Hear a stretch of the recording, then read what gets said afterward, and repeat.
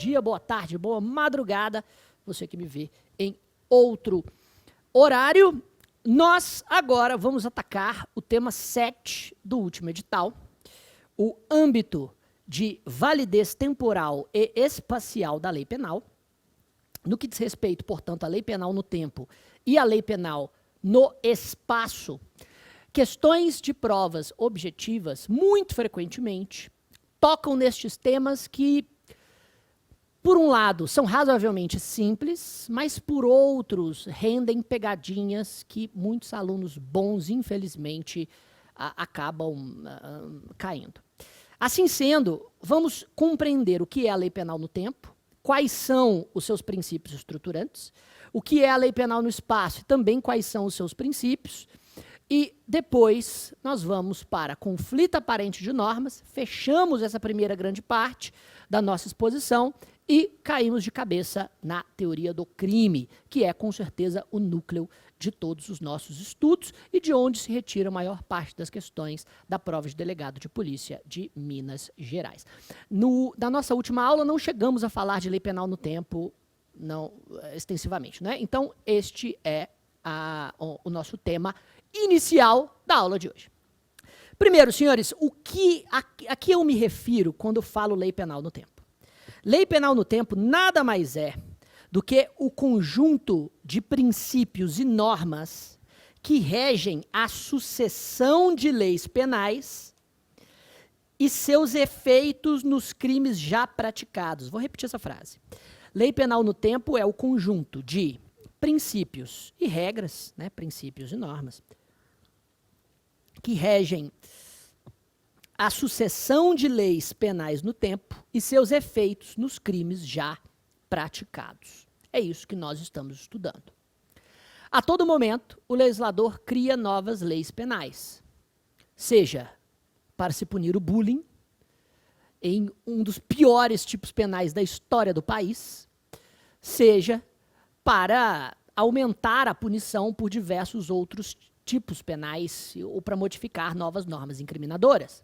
Eu me lembro aqui no Supremo que em 2021 eu gravei um podcast, em maio de 2021, um dos episódios do Supremo Cast, a gente vai voltar esse ano, em que eu falei em maio de 2021 sobre as alterações do Código Penal no ano de 2021. O podcast teve quase 3 horas e eu não incluí as modificações da lei de licitações. De tantas leis novas que modificaram o Código Penal só nos 5 primeiros meses daquele ano. Justamente por isso, por conta dessa constante mudança, precisamos de princípios regentes para dar segurança jurídica aos crimes que já foram praticados e ao tratamento jurídico penal dos delitos que vão sendo realizados ao longo dessa sucessão. Temos 2 princípios regentes bastante simples e que orientam o conflito de leis penais no tempo.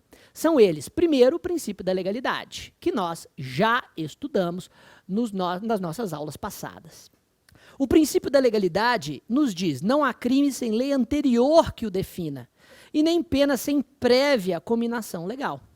Significa que o princípio da legalidade estabelece a anterioridade de todas as normas que prejudicam o réu, de todas as normas de direito penal material, ou seja, de direito penal substantivo, de direito penal que não compreendem meras alterações processuais. Todas as normas de direito penal material que prejudicam o réu devem ser anteriores aos crimes praticados.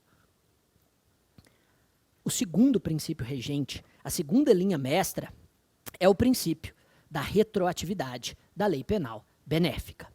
Se a norma que prejudica o acusado deve ser anterior ao fato praticado, e isso é um desdobramento lógico do próprio princípio da legalidade, o contrário deve ser dito das normas que beneficiam o réu. Isso porque o artigo 5º, inciso 40 da Constituição Federal diz: a lei penal não retroagirá, salvo para beneficiar o acusado. Assim sendo, a lei penal que beneficia o acusado retroagirá. É isso que diz o artigo 5º, inciso 40. Assim, nós temos 2 linhas mestras bastante simples de serem compreendidas. A norma que prejudica o acusado no campo do direito penal é irretroativa e deve respeitar a anterioridade. A norma, entretanto, que beneficia o réu deve retroagir para alcançar os fatos anteriores. Nessa ordem de ideias, podemos dizer que o conflito de leis penais no tempo deve ser classificado conforme essas duas realidades.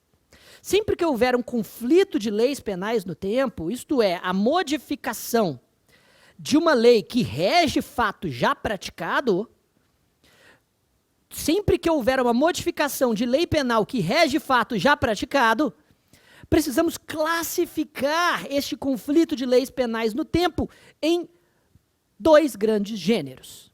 Vou utilizar aqui os termos latinos só porque as provas utilizam, ok? Eu sou um dos defensores que sempre disse isso na minha sala de aula.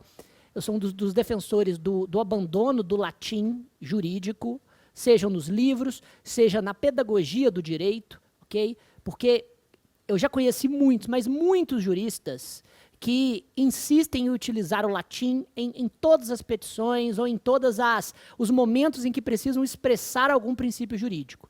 Nunca conheci um jurista que falasse latim. Nunca. Nesse contexto, eu sinceramente... se você é um jurista que fala latim, você vai ser o primeiro que eu conheci na vida, ok? Por favor, entre em contato. Eu posso utilizar o seu exemplo. Por enquanto, não tem. Assim sendo, é melhor, né, a gente falar em uma linguagem mais compreensível, a gente utilizar termos técnicos só quando esses termos conseguem concentrar muito significado. Eu não consigo substituir o termo culpabilidade, porque culpabilidade é um termo riquíssimo e que significa muita coisa para o direito. Então, é um termo técnico que a gente precisa utilizar. Agora, os termos em latim podem ser substituídos, tá, professor? Por que você utiliza, então? Já disse, porque a prova utiliza, então a gente precisa treinar vocês para isso. Então, vejam. O conflito de leis penais no tempo precisa ser dividido, portanto, em dois grandes gêneros. Se a lei que rege um crime já praticado é substituída por outra, precisamos saber se essa substituição consiste em uma lex gravior ou uma lex missior. E vejam, a lex gravior nada mais é do que a mudança da lei para endurecer o tratamento jurídico penal. Ou seja, para piorar a situação para o acusado. A lex gravior se divide em, normalmente, duas espécies. Uma novatio legis incriminadora, nada mais é do que a criação de um novo tipo penal. A criação de um novo tipo penal, ou seja, de uma nova norma incriminadora, que tipifica conduta sob ameaça de pena. Podemos citar, talvez um dos mais atuais exemplos, seja o crime do artigo 146-A, o crime de bullying, cujo tipo penal nós lemos na aula passada. E é uma catástrofe por tudo aquilo que nós já tratamos, não é? É o crime de intimidar uma pessoa ou um grupo através de atos intimidatórios. Intimidar através de atos intimidatórios é como o tipo penal criminaliza a conduta. Mas veja, não só novos tipos penais devem ser categorizados como lex gravior, mas também as reformas da lei para pior. A reformatio legis impégios nada mais é do que a mudança que piora a lei penal no campo das penas ou no campo da própria punibilidade. E aqui é interessante dizer que quando o princípio da legalidade afirma não há crime sem lei anterior que o defina, nem pena sem prévia cominação legal, a expressão pena nesse contexto merece interpretação extensiva para incluir todas as modificações no campo da punibilidade estatal. Não só no aumento de penas. É claro, o pacote anticrime, por exemplo, e o pacote anticrime vai ter que ser um exemplo utilizado proficuamente por nós aqui na Lei Penal no Tempo. O pacote anticrime aumentou a pena de diversos tipos penais. Comércio ilegal de armas de fogo, tráfico internacional de armas de fogo, concussão. Todos esses crimes tiveram as sanções penais cominadas aumentadas. Foram, obviamente, reformatio legis impégios. O aumento só vale para os crimes já praticados após o pacote anticrime. Agora, a punibilidade estatal foi, de certa maneira, robustecida de maneira razoavelmente sutil pelo pacote anticrime. Eu vou trazer aqui um exemplo bastante interessante. O artigo 116, inciso 3 do Código Penal, hoje traz uma causa suspensiva da prescrição. Sim, o artigo 116, inciso 3, hoje afirma que a prescrição, que é justamente aquele prazo que o Estado tem para obter uma sentença penal condenatória ou executar uma sentença já constituída, prazo após o qual extingue-se a punibilidade do réu, a prescrição fica suspensa na pendência de embargos de declaração ou recursos a tribunais superiores, quando inadmissíveis. São só exemplos, ok? A gente vai tratar de prescrição na nossa última aula apenas. Note o seguinte: suspender um prazo prescricional por lei é uma norma que piora ou melhora a situação do acusado? Obviamente piora, não é? Porque se eu suspendo um prazo prescricional, eu afasto do acusado a extinção da punibilidade. Eu torno mais provável o exercício legítimo da punibilidade estatal dentro dos prazos legalmente consignados para exercer essa punibilidade sem a extinção a partir da prescrição. Assim sendo, estas suspensões valem para os crimes praticados antes do pacote anticrime? Evidente que não. Só valem para os crimes praticados depois da vigência plena do pacote anticrime, cuja vacatio legis só acabou no dia 23 de janeiro de 2020.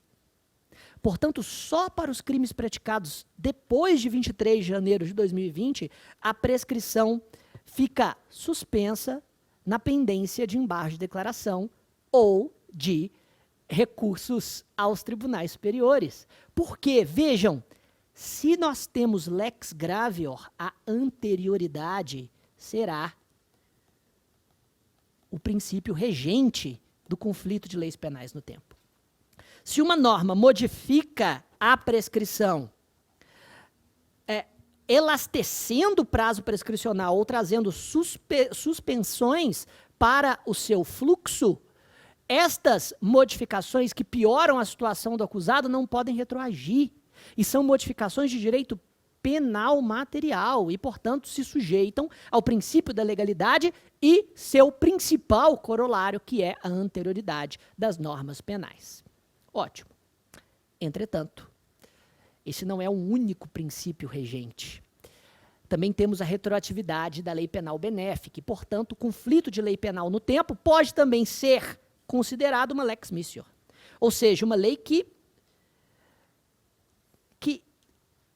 modifica a situação do acusado beneficiando-a, ou uma lei que, de certa maneira, mitiga o rigor da reprimenda penal. A lex missior, portanto, nada mais é do que a modificação benéfica da lei penal, e que acontece em também duas espécies. Primeiro delas é a abolitio criminis, que é nada mais do que a abolição de um crime, ou seja, a retirada de um delito do ordenamento jurídico. Eu só tenho um exemplo nos últimos 20 anos, que é o crime de adultério. O adultério era crime até 2005, já faz quase 20 anos, e hoje não é mais. Né? Hoje é um problema das pessoas. Há pessoas que nem consideram um problema, não é? Se tem aí toda essas novas famílias, essas novas conjunturas, esses novos aceites de organização matrimonial, embora o Código Civil ainda estabeleça a fidelidade recíproca como dever matrimonial. Alguém ainda leva os deveres matrimoniais do Código Civil a sério? Não? Professor, como é que você fala uma coisa dessa em uma aula gravada? Não, é sério, porque veja, tem lá, deveres matrimoniais, a coabitação. Alguém já estudou clássicos de direito de família para saber o que significa coabitação? Coabitação não é só o dever de morar na própria casa, mas de morar em uma casa só, mas é também o dever de coabitação carnal. Em outras palavras, é o dever de realizar atos sexuais com seu cônjuge. Sim, isso é dever de coabitação. Tanto é que Nelson Gri afirmava, lá na década de 60, o marido, dizia Nelson Gri, um absurdo, já estou adiantando, mas é o que ele dizia. O marido nunca pode ser acusado de praticar estupro contra a própria esposa. E por que não? Porque se o marido utilizar da força para ter conjunção carnal com a sua esposa, ele estaria fazendo valer o seu direito, que é dever da esposa pela coabitação. Logo, o exercício regular do direito é causa de exclusão da ilicitude. Hoje não se pode, obviamente, falar isso. Por quê? Porque os deveres matrimoniais do Código Civil não mais exercem função jurídica. É a minha tese. A gente escreve um artigo junto, se você quiser depois. Brincadeiras à parte, vamos voltar aqui para o contexto. Acho que a turma não gosta de brincadeiras com direito de família. Vejam bem. Obviamente, a tese de Nelson Gri é um absurdo. Já espero que tenha ficado claro. Vejam. Se a abolitio criminis só pode ser exemplificada lá no adultério, a Reformatio Legis in Melius tem vários exemplos contemporâneos, até mesmo do pacote anticrime. A Reformatio Legis in Melius nada mais é do que a reforma da lei para melhor, ou seja, a modificação que mitiga o rigor de uma lei através da diminuição da pena ou através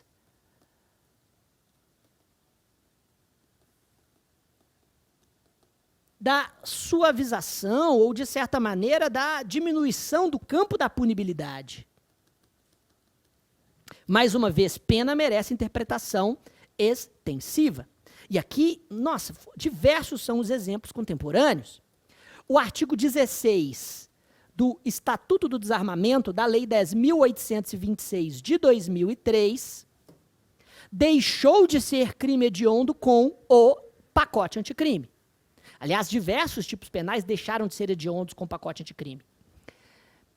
Não por vontade do legislador, tá? Por desatenção na redação.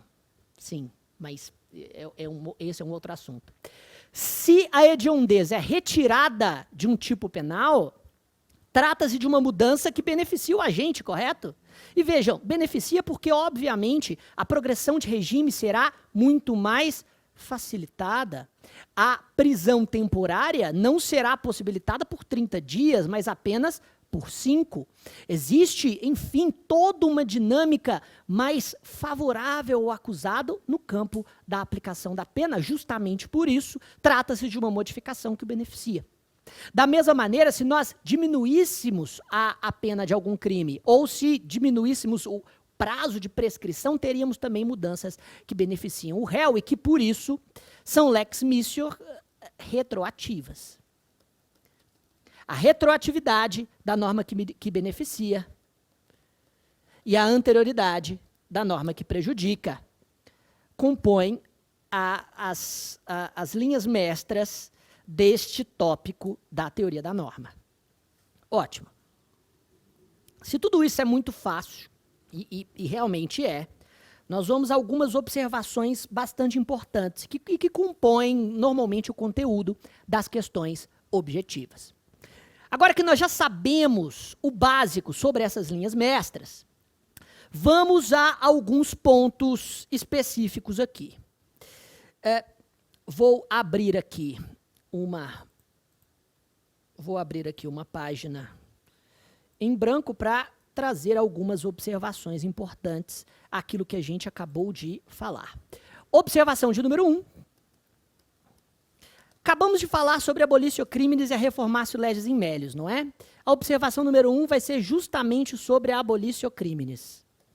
Eu pergunto, a abolitio criminis apaga os efeitos extrapenais do crime ou da condenação? Sim ou não?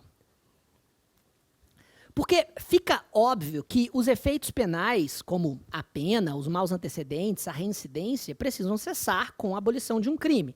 Afinal, trata-se de uma lex missior que tem aplicação retroativa.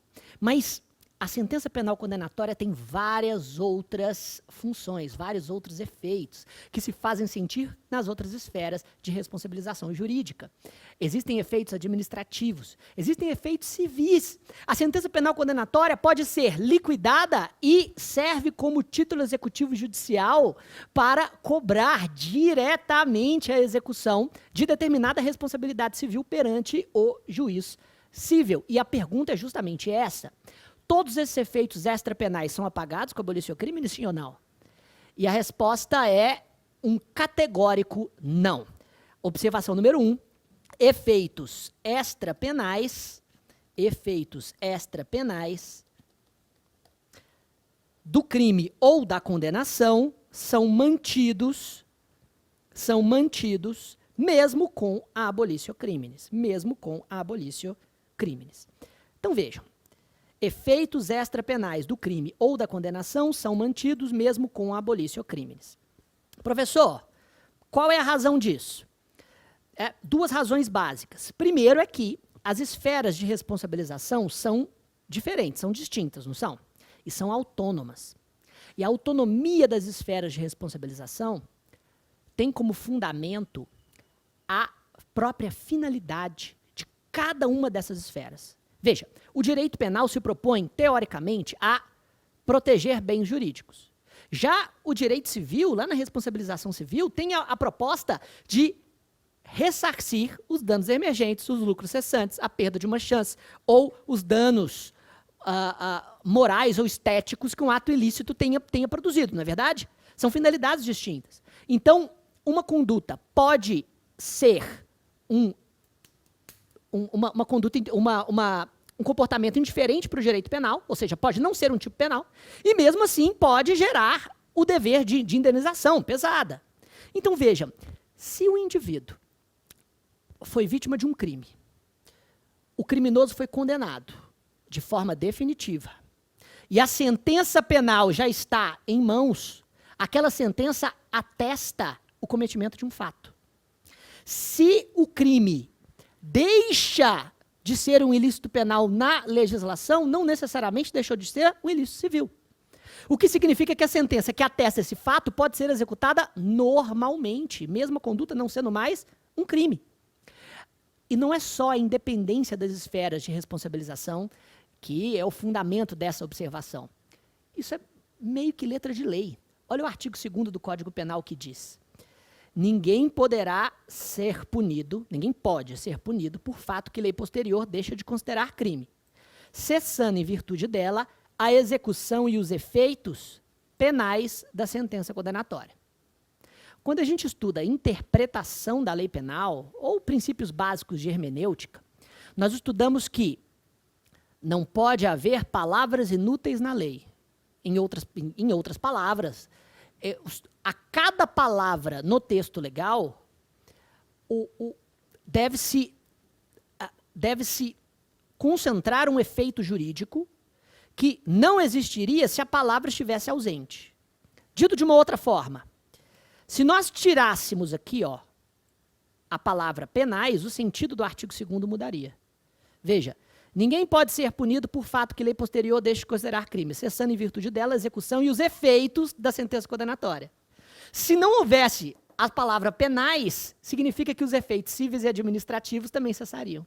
A palavra penal não é inútil, justamente porque ela restringe os efeitos que cessam a partir da abolição crimes. O artigo 2º está dizendo, a partir desse princípio de hermenêutica, que os efeitos extrapenais não cessam. Somente os efeitos penais. Se esta é a primeira observação, a observação de número 2 também será sobre a abolição crimes, especificamente para diferenciá-la de um fenômeno que as provas têm explorado muito ultimamente. E a observação número 2 é: abolição crimes é diferente de continuidade típico-normativa. Continuidade típico-normativa.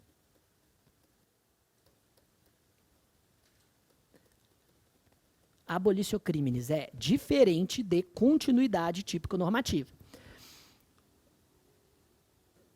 Ou também podemos dizer, né, que não há abolitio criminis na continuidade típico-normativa. Beleza. O que significa esta expressão? E vamos deduzir a resposta quanto a ela em uma questão de prova. Vejam, ocorre continuidade típico-normativa toda vez que a revogação de um tipo penal não levar à revogação da criminalização da conduta. Dito de uma outra forma, ocorre continuidade típico-normativa quando a revogação formal de um tipo penal não significar que a conduta deixa de ser criminalizada, tendo em vista que um outro tipo penal continua tipificando o comportamento.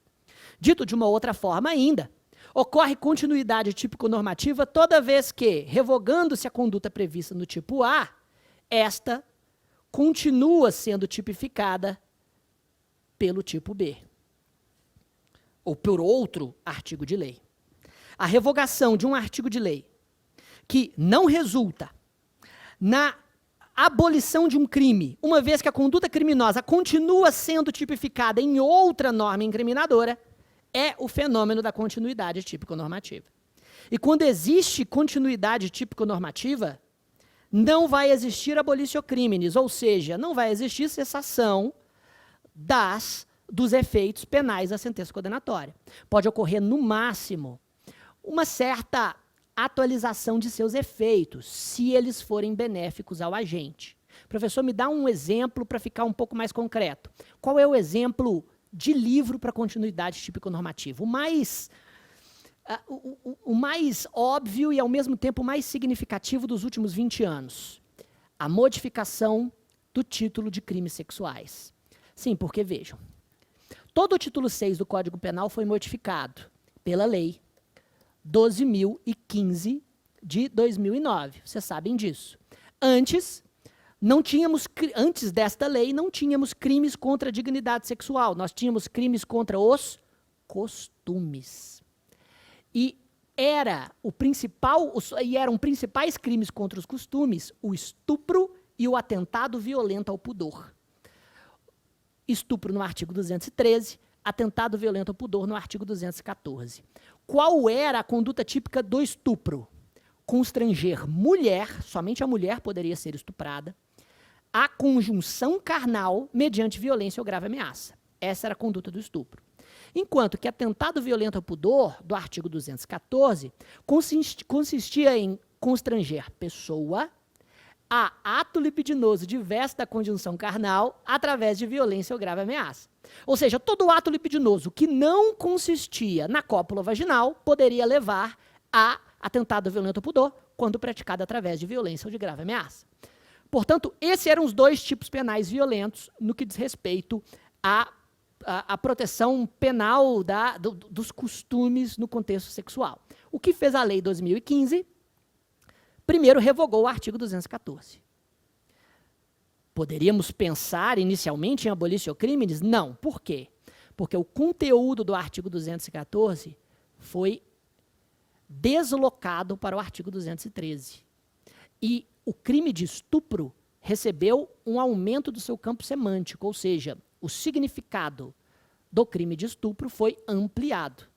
Primeiro, que não mais só a mulher poderia ser vítima de estupro, o artigo 213 passou a ser constranger alguém, e as condutas típicas passaram a ser conjunção carnal ou ato libidinoso diverso da conjunção carnal. O que aconteceu foi uma aglutinação dos tipos penais de estupro e atentado violento ao pudor apenas dentro daquilo que se tornou o atual tipo penal de estupro. Então, vejam, Tício, que é sempre Tício Meve Caio, havia sido condenado por atentado violento ao pudor por ter constrangido pessoa à cópula anal através de violência. Tício, depois da Lei 12.015, recebe algum tipo de benefício jurídico-penal? Bom, a princípio não. Por quê? E por que a princípio não? Porque, veja, a pena do atentado violento ao pudor era de 6 a 10 anos, exatamente igual à pena do estupro. Se antes ele estava condenado por atentado violento ao pudor, como aconteceu continuidade típico-normativa, ele continua condenado pelo que hoje é o tipo penal de estupro, nada muda. Nada muda porque a continuidade típico-normativa não terá os mesmos efeitos da abolitio crimes, pois a revogação de um tipo penal não significa abolição do crime que ele tipificava.